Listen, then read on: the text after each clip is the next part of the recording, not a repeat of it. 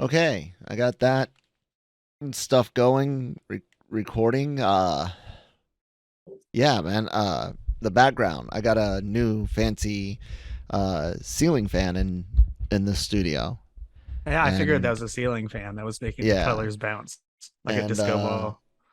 well, Oh, no, it's lit up too. it's just lit up. Yeah. But the shadow might Yeah, the be shadow causing gives some. it kind of a strobing Yeah, effect, only looking at the ceiling. yeah. So I got that, and then I realized doing uh, anime versal reviews that I could make two tone colors to match the nebula, right? And then I did the same with daily daily cog, and got uh, red and blue going. And so for this, I was thinking, what could I do? Well, red and blue again wouldn't really be all that interesting, even though our Yeah, Marvel Mayhem is a different blue, but Christine suggested green and purple for She-Hulk. So especially with that purple suit we'll be seeing here here next here episode. we are. Here we are. And you know what? I forgot my damn notes. Oh well. Nick, I'm ready when you are. All right. Hello, everyone, and welcome to Multiverse Mayhem. Yay! Mayhem, craziness, like forgetting my notes downstairs. um, I'm Nick, and Kyle is here, and of course, we're on the Genreverse Podcast Network, as well as You got it! Oh my god! I said, or I'm online.god, I think, because you were talking about where I Sorry, got I'm the other just one. you got the name of the channel correct after a year almost. Well, over a year now. So, but yeah. Great stuff, And of man. course on YouTube, where you can Yes. watch our lovely faces and see Kyle's background and his cool sunglasses. 490. Hold on. 492 subs so far as of Nice. recording. Thank you guys. So help us break 500. All right, Yeah, we're the here. the sunglasses. Did I explain them? No, Besides the fact that, like, because of the color setup, man, it really does look cool. No, we were watching a show that deals with post-war stuff, and shit got real, dude. Like real, and my eyes are swollen oh from geez. crying. And so were Christine's. Otherwise, she would have likely been on here with us, but she needed a break, and I need to either get very happy or very angry, and that brings us to She-Hulk episode 5. Nick, right? Yep, 5. green, Yeah. mean, and straight poured into these jeans. And she didn't wear a single pair of jeans in the episode. Or at all, as far as we know. I think there's a clip somewhere where she wears jeans in the show somewhere. Big Anyways, ass pair of we'll find out. jeans. Yeah, pair of jeans. Yep, poured into the jeans. What So about it? I would not say the show is stalling, but this was definitely a different type of episode. I feel than what we like. I don't feel like it's not a super narrative show. Like, correct me if you feel differently, but so it didn't feel like stalling. It just felt like there's not a whole lot to talk about this episode. There's definitely a few important things. Did But you see LRM's one of our interviewers, Gig Pata's tweet about the episode today? Mm-mm. He said, what was the point of the episode? Cam kind of seconded that thought. I definitely third that thought, because it just seemed like this should have probably been a 6-episode series, 6 30-minute episodes, and this should have been cut up into like the previous and the next, or divvied up somewhere else. I don't know, Nick. This threw me for a loop, dude. see, I didn't feel that way. I feel like almost every episode has felt this way, but this one's more of a like obviously this one doesn't deal with Wong or Blonsky, and is the first one not to have a literal crossover with another superhero. So, oh no, it was I found it enjoyable. I'm assuming the main reason this episode exists is because they're setting up Titania as Mm-hmm. maybe the main villain, even though, like I said last week, I don't feel like we need that on this show. Yeah. I just feel like, and this was like one of the more law-driven episodes we've seen, and also dealt with where do superheroes get their costumes and who actually has to copyright their name and who doesn't have to copyright their name. You know, again, we got a basically like our third legal joke. One being Wong having committed, crimes and what he did. He just takes off. Right. And then the second one, same episode, if I'm not mistaken, the very funny bit of her testifying against her, or testifying for her former co-worker, the douchebag attorney at the DA's office. And there was a bit in the Magician episode with Madison and Wong Yi, which everyone jokingly wants as the next spin-off. Yeah, I guess that kind of plays on a little bit of humor on what the law is. I guess I was just so distracted, and not in a good way, not because of scantily clad Madison, just distracted from her behavior and the character to really catch the whole courtroom is just a mess, and it's like, man, it's not the way the MCU's court system would be, so it's kind of distracting. But anyways, this we get our third one in here, and I kind of lost what it was with the whole with the letting the dates testify that she was using She-Hulk. That was a fun moment. Mm-hmm. I like that was funny, but it's like, and it made this should have been the whole guys less douchey. I feel like, no, not really. They were even, one is just they one's a stereotype of just a film nerd.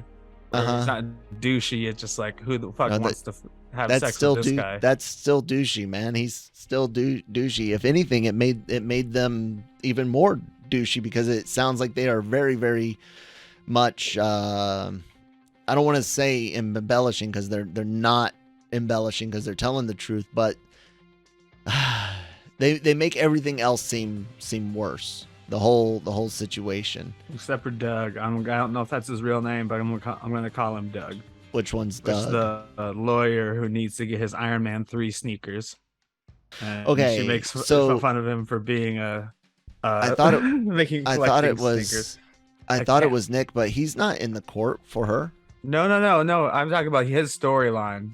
He's a great guy, where he's just like, she's like, wait, you buy two of them? And he's like, yeah, one to wear and one to like put on the shelf. Yeah, making fun of collectors, and there are sneaker collectors, just like they're comic book collectors. But so we get all of these episodes where he's good, straight-laced guy, and then he's just this over the top sneaker nerd. It was jarring because it wasn't a character trait, and I'm not saying the sneaker part. I'm talking the comedy, the persona. This was like a complete one, and I'm just saying, I'm not saying that he was a bad actor or anything. I'm saying that the use of it here was jarring, because that's not what I'm expecting from this character. He came in with more swagger than you've seen in any other episode. From that moment, from when he first walks in to the last scene that you see him in, he's just completely different, and it was jarring. That's one of those issues with this episode where you're just kind of like, what was the point? I 100% disagree about his characters, because I'm a completely different person at work than I am at home, and that we're seeing in his personal life. He was at work with it. I know, but he's asking at work with it. I don't think he has very many friends, and he was asking the one person he could. It's jarring. Plus, he was doing her a favor, and so he's like, "Well, will you help me get Iron Man 3 sneakers?"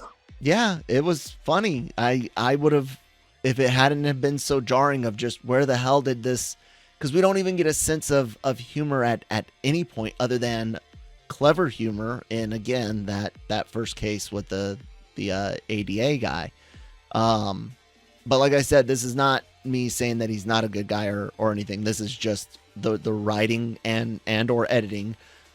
Jonesy shared with us in our Discord, which you guys can find in the description box down below.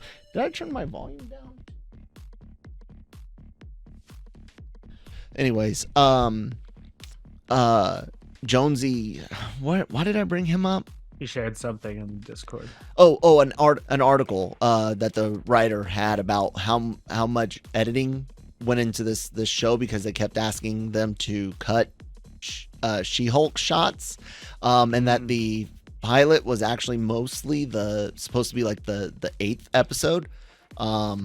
So maybe editing is an issue here. Maybe there's things that would have shown this aspect of the character before to make it less jarring, and then my complaint would be completely gone. So that could easily explain the differences in tone for him. This drastic differences in tone. I'm still gonna stick by what I said 100%, especially in a super professional environment. He's not gonna go home and be a boring lawyer. He has some kind of activity that he's excited about. Like I've never worked a job where my work personality is the same as my home personality. It's not that he has a hobby, Nick. I mean, my dad was an infantryman, you know. The only thing he did for the army is train to go fight wars. He had lots of good fun hobbies. I mean, and didn't make him like that drastically different. I don't know, man. I think I'm gonna give them the benefit of the Marvel is still an asshole to their VFX guys, and that this is an editing issue. Because if it's not an editing issue, I don't know. Everyone in the audience, let us know. Is this good character writing, or is this, hopefully editing issues? Because if it's not, it's terrible character writing. You guys decide who's right, Nick the or myself. Screenwriter major is right. Oh, so academic pedigree matters. So every time we have a discussion about anything dealing with finances or business, who's right then? You're right. Anyways, guys, you would always be right in that department, regardless of the degree or not. Yeah. But no, that's fun. Yeah, it was. I don't know. I think the only other thing I could really say about this particular episode was they definitely leaned into some female stereotypes this week. So bravo into that. I don't know if they meant to or not, but the whole no one hates women more than other women thing came through loud and clear in this episode. Even Christine mentioned it. The Titania element, not mostly. Just that, but even the female the lawyer she goes out with. Yeah. It was she was never mean, but she was just like, thanks for the drink. Like, she's like, are we friends? Did I just say that? And it's like, thanks for the drink. Like, you gotta dress better. it's that whole initial interaction is just very much, think about it, from her perspective. She's worked hard for this law firm, get into it, wherever she came from to wherever she is now. She's been a dedicated person, and here comes Jennifer Walters, who gets this to head a new department just right off the bat. No prior experience with this firm because of She-Hulk, and I guess the best line that defines that is her first line she said, where she's like, I knew you wouldn't be dumb enough to represent yourself in court. Right after the line before that is like, I'm representing myself. Yeah. And it just cuts to her being like, so you got this situation where she's definitely going to be like, oh, are you serious? You're coming in here, you're getting all of this without having to do anything but let your cousin bleed on you. And yeah, I mean, are these all authentic and real things? Like, everything in this show does have elements of authenticity and realism. Is it played up for comedic like everything else? Yeah. But like I said, bravo. I don't know whether they meant to show some of these negative stereotypes or quote unquote negative stereotypes, but hey, I'm all about consistency, right? Yeah, that's what you say. Other things I liked about it. So bad with names on this show. I need to write them down every time. Whoever the Alfonso was a great stereotype, but the fun designer character. Yeah. You remind me of Jeremy Piven's Rush Hour 2 character. He's like buttercream. Like, let's do the alligator boots. Like everyone I've seen, not everyone, but a few people I've seen have mentioned Edna from The Incredibles. Yeah, that's what I thought. Who dresses superheroes? I assume Stark provides most their equipment, but like, if you're not an Avenger, is he really making a costume for you? Like, well, I mean, they had the cap could be government suit issued each time. Yeah, they had the suit designer in the Netflix show. Daredevil had his shows. guy. Yeah, but now, as we know, this is not Daredevil season 4. This is new Daredevil. I don't want to talk about it. But that would mean. But here's still where we need to go to. He's the devil of Hell's Kitchen, and so for some reasons he is in Los Angeles. Hopefully that's plot related, because they're both lawyers. They shouldn't be really interacting unless she's a lawyer in New York. But we did get that hint at the good old yellow costume, which otherwise seems to take its design already completely. Saw it in the trailers. Yeah, in the trailers, but like, I'm like, there are articles. I've saw articles from other sites. It's like, spoiler was teased at this week, and it's like, oh, the spoiler we all know about because we saw the trailer. Yeah, like, because that's the biggest cameo in the episode is just we get to see his helmet, and the guy has a funny line about don't leave this shit out in the open.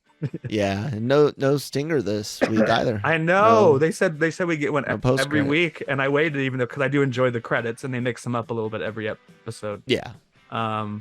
And I also, one other thing, I was wondering about the whole Iron Man thing before the court case. Like, Tony Stark's a smart man with smart business people. Did he copyright Iron Man? Like, when he mentioned the Iron Man 3 shoes, I'm like, are they still being released by Stark Enterprises, or are these shoes being released by someone like Tatiana? They make it pretty clear that they are licensed shoes, and how would the Stark Industries not copyright that? That would probably be his first thought after defeating Obadiah Stane. Is like, I need to copy it. Plus, he had the moment where he's like, I am Iron Man. Yeah. Relating to this case where he invented it. And even if he didn't, he has the lawyers and or the lawyers or stop it. The lawyers and or the money to acquire his copy. Even though someone else copyrighted it. Yeah, either way, he's like, I got you. Yeah. And I love the line about Thor and Doctor Strange. She's like, you literally picked the two people whose real names. Yeah.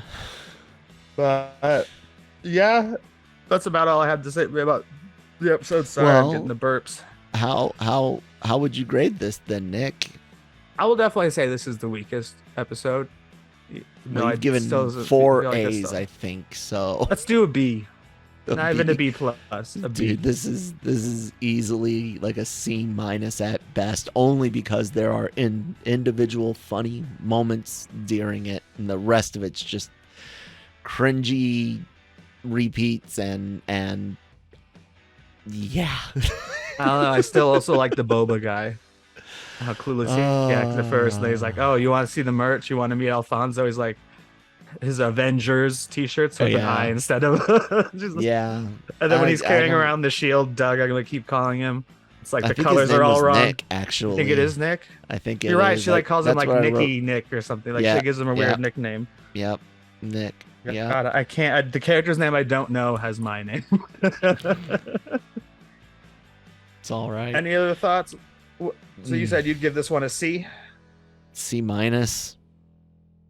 Okay, are you still optimistic about the series? No. Or do you think it's starting to It's stalled at same notes. episode 3. It's just repeat, but it's not even good repeat. It's just repeat. Like I said, this could have been, should have been, Marvel's Harvey Birdman, attorney at law. Take the even lean into the whole sitcom thing if you really want to, and look at how Night Court and Ally McBeal did legal based and courtroom based humor.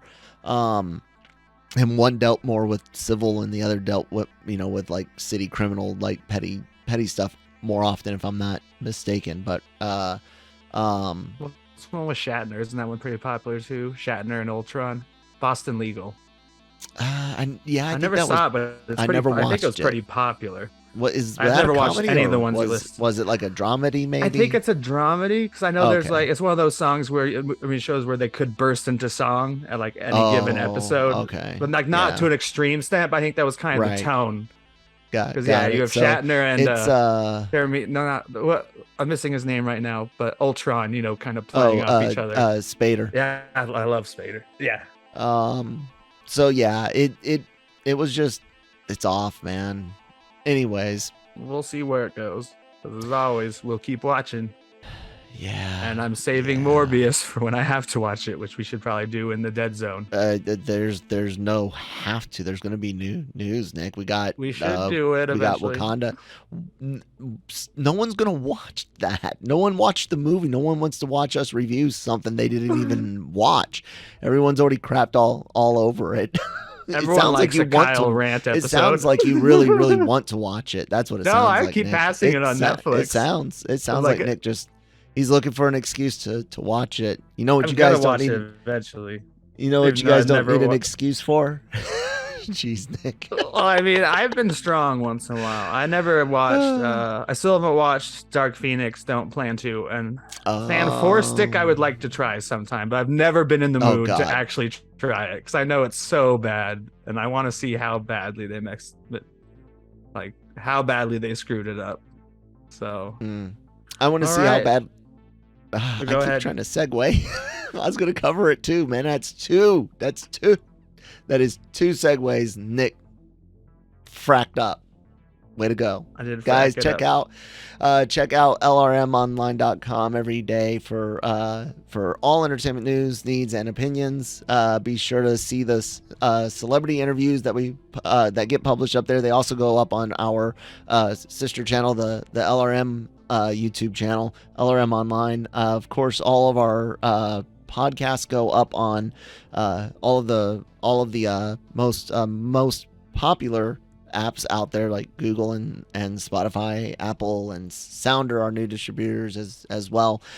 Great shows like Daily Cup of Genre, which is not very daily, but hopefully one day it will be again. But at least you get content.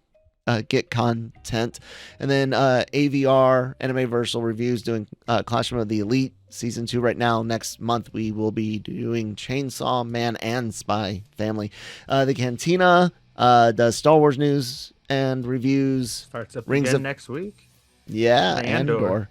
Yep. And then Rings of Power, we're reviewing that on the Review of the Rings. Clever naming. I know, it's wonderful. I love it. Everything else goes up on Nick Will Talk About Breaking Geek.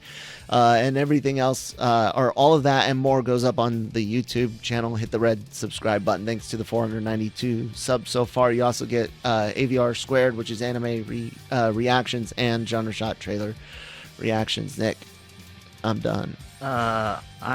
As you can see below, I'm at Geeky Nick Doll on Twitter and Instagram. And of course, I do Breaking Geek Radio, the podcast, every Friday. It's been hard to schedule, but tomorrow, Jonesy and I will be on to discuss D23, hopefully Breath of the Wild 2, which I forgot the name of it already. And it looks like there was a Sony event, I guess. Yep. I won't probably have much to say, but I'll look at what news stories he pulls up. And he probably won't have a lot to say about Zelda, so... He doesn't play Zelda? I don't think he has a Nintendo system right now. Maybe his kids. I don't know. But anyway, we'll have that and a lot of D3 talk. Like all your Marvel trailers and stuff. So yeah. And with that, Excelsior. Enough said.